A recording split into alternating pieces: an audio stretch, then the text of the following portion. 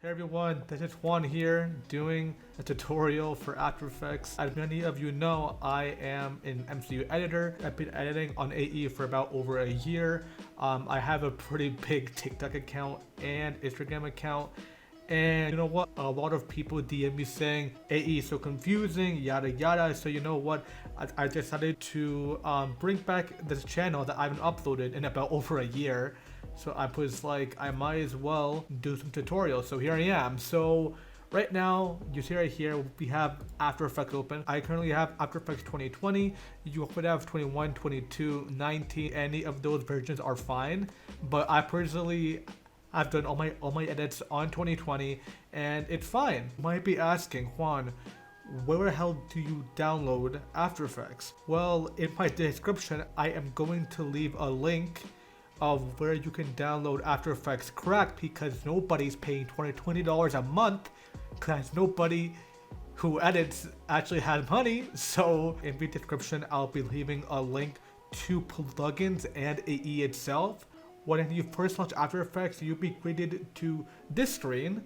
This looks very complicated, ton of layouts and buttons and text. So up here in the toolbar, we have file, edit, composition, layer, effects, animation, view, window, and help are just pretty much shortcuts into doing other effects onto your composition / edit. So like those are shortcuts to effects. Over here under the project, here's important. So here it would go videos, audios, overlays, anything, pretty much everything goes into this project tab. So for example, I'm going to import in here. I am going to import a scene pack I made for myself that I have not finished the edit for. It's a Charlie Watson scene pack that I made back in February, but I haven't finished the edit. So right here under this tab, this is where you will be giving your edit its own format. It can be whatever you want. It can be a square, a rectangle. It can be anything really. If you want to edit on your entire screen, so 1920 by 1080, you can. If you want to edit into square format for a soft edit, you can. Here on screen, I'm going to show you the two formats I use on TikTok, and then obviously on Instagram it is a bit different, but it is the same. Yeah, so waiting for it to open this, it'll look a bit complicated, you know. It says like all the dimensions, the FPS, how long it's gonna be, and everything. So yeah, so for example, I'm gonna click on preset, and here we have a ton of options, right? Pretty much what I do is that I click on custom right here. I import my own format in here, and right here under frame rate, it can be under 30 or 60 if you want. I usually do 30. 30 is pretty fine. I think that 60 does make edits smoother, but I think that depending the style of your edits, if you want to do 60 FPS edits, do not do them on Instagram, because Instagram makes every single 60 FPS edit into 30, and then it will look choppy. And so yeah, I'm going to do my own format here. I have a horizontal smaller rectangle, pretty much. I'll do okay. So as you can see, it is a smaller rectangle here. I'm going to drag in my scene pack. So as you can see right here, it's scaled up all the way up, and we can't really see anything, right? You would do S for scale on your keyboard and drag this down. So if you drag it down, it will go and format itself into the format, if that made any sense.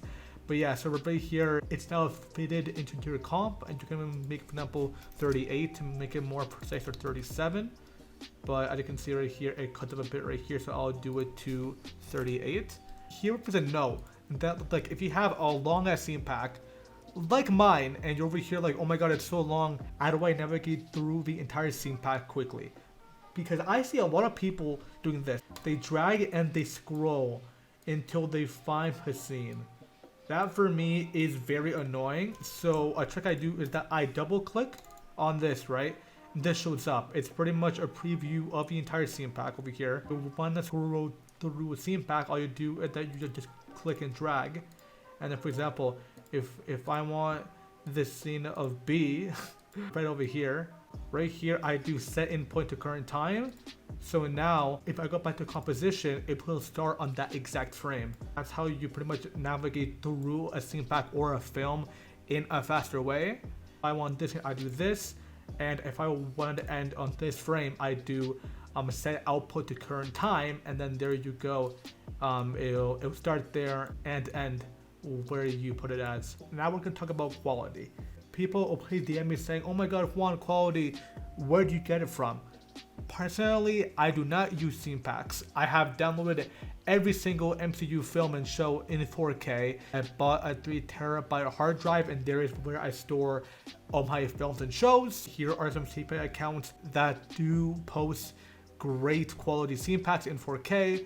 So if you want good quality, make sure to go follow all these accounts. And yeah, so right here, I am going to give an example of a coloring, because if I do a whole tutorial on coloring, I think I will do that for a different video. So here's an example of a coloring I use sometimes. I don't anymore, but it is one of the first few colorings that I did use back in the day. And it's called a Clocks coloring. And this you see is by them, it's theirs. I'm not gonna say it's mine. It is Clocks coloring on Instagram. So make sure to check them out. One important thing is to make sure whatever coloring you do add on your clips, make sure to put them on an adjustment layer, because if you put it on the clip itself, it will look a bit weird. I'm going to enable box coloring, and right here you can see that the coloring makes it shine a lot more. It adds a lot of sharpen, so you can see more of her hair, of her eyes. I'm gonna take off sharpen and unsharp mask. Look at her eyes, and you put sharpness and unsharp mask, you can see that it gives it a more sharpened look, as it's called, right?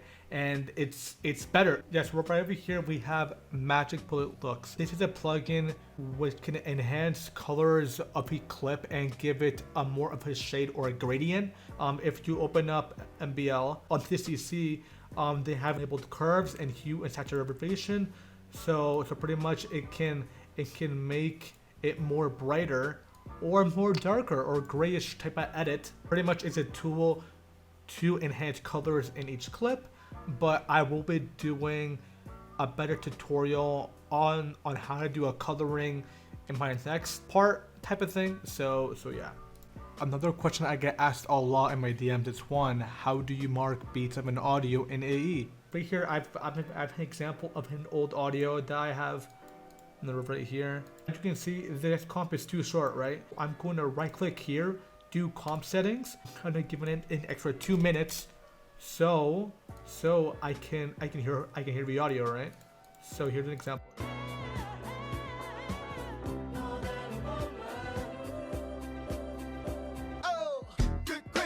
Plot twist, right?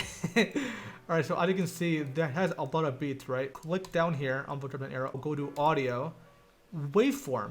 Right here on the waveform, you can see in depth where in the audio it spikes, so you can mark down a beat. So here we go. So here.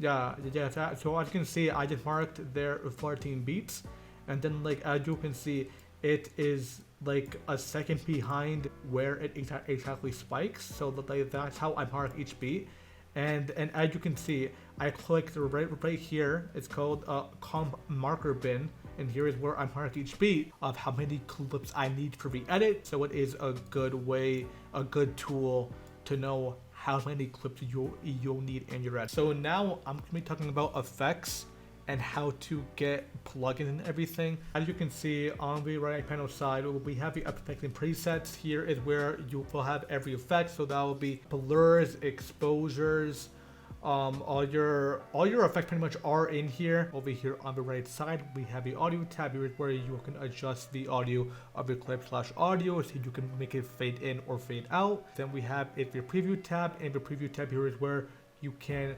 preview your edit. So over here, so obviously over here we have it be play / stop, and we have the previous frame and next frame. An important note is that if you don't have a very good computer, I would suggest you to edit on third or quarter, because if you do edit on full, it will take longer for your computer to preview the edit so you can see if the edit is right, or if you want to add some new stuff on the edit. So I would suggest to edit in third or quarter so you don't run into problems previewing your edit.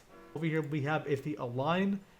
This align tab is for text. So for example, if you put text into this comp, so for example, I'm going to do that right now. I'm going to put a black solid as a background. Up here, I'm going to go on over here on the T icon. I'm going to click and drag. I'm going to put here hello, for example. If I put it here and then I click on the layer and do align, and then over here I can adjust it where I want it to be. So for example, if I want to be in the middle, align vertically, and then I'll do center. So there you go. It's right in the center. So that's how you use the align tool. And we have the character tool. Here's where you can adjust the fonts of your edits, the size of it. For example, I'm going to do, for example, this font right here.